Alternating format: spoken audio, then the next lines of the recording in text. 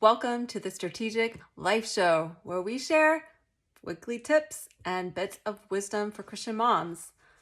So tonight's topic is all about why you need a monthly budget check-in.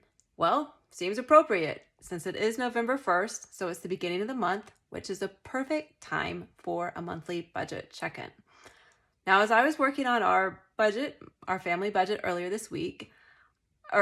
today, I had a couple realizations, so I wanted to share them with you. So first of all, the reason number one that you need a monthly budget check-in is so you can see whether you're on track for your financial goals for the month. Maybe you're saving for something, or maybe you're paying down debt, or maybe you're just trying to get by for the month because money's a little tight. So that monthly budget check-in at the beginning of the month will give you an idea of whether you're on track for your goals. Reason number two, having a monthly budget check-in will help you to see if you need to cut out an expense at the beginning of the month, or maybe if you have some wiggle room in some other categories in your budget, maybe you can dedicate some of that money from another category into the one where you're a little bit short.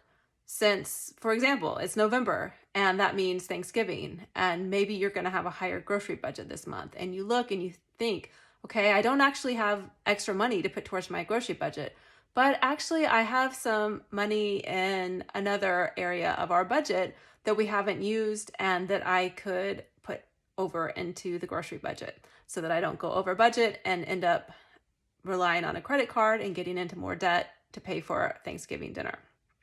Okay, so that's number one, is to see whether you're on track. Number two is to see whether you need to cut out an expense or maybe move money from another budget category into the one where you're actually a little bit short for the month. Number three, a good reason to review your monthly budget is to see whether your sinking funds are growing. So what are sinking funds? Sinking funds are money that you set aside for something that doesn't happen every month. So it could be something like if you only pay your car insurance twice a year, you would need to be setting aside that amount divided by 6, so that each month you're setting aside the money so that when the car insurance bill is due, you're not panicking trying to figure out where you're going to come up with several $100s from your budget, because you've been setting aside money each month toward that sinking fund. So that's the third part. Are your sinking funds growing? Are you actually remembering to set aside money for those sinking funds? Another example that we have is it's pest control. So we don't pay that every month, but I know what the total is for our service plus our termite service. So I have that amount and I have divided it by 12. And so I just set aside that amount each month. Another example is our garbage service. We pay quarterly, and so each month I set aside a third of that money so that when the bill is due, I've got the 3 months worth set aside already in the budget. So are your sinking funds growing? Point 3. Now, point 4.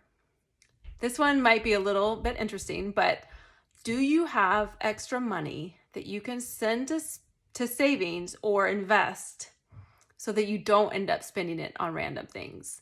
Say you have an extra $100 in your budget this week. It would be very, very easy to find $100 worth of stuff to buy.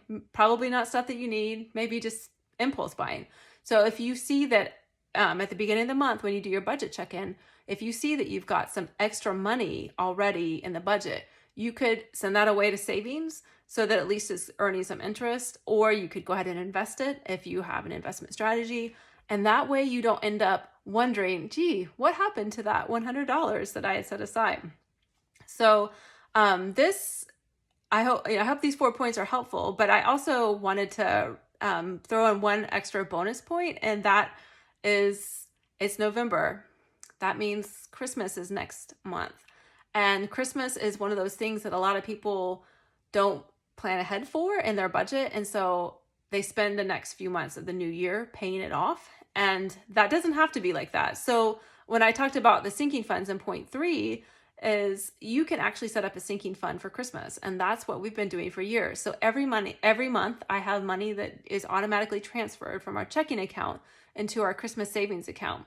And then at the end of the year, after I've made the Christmas purchases, I transfer the money that I use for Christmas purchases from the savings account back into our checking account to pay the bills. And so that is a way that you can use sinking funds, and you can check in on your budget, and you can also plan ahead, because Christmas is next month. It's not too late. If you set aside money, a little bit of money each week in your budget, maybe you could cut out something somewhere else to set aside some money for Christmas, so that you can cover that ahead of time and don't have to worry about trying to pick up the pieces in 2021. Anyway, I hope these tips are helpful, and I hope that you'll come and watch the Strategic Life Show again.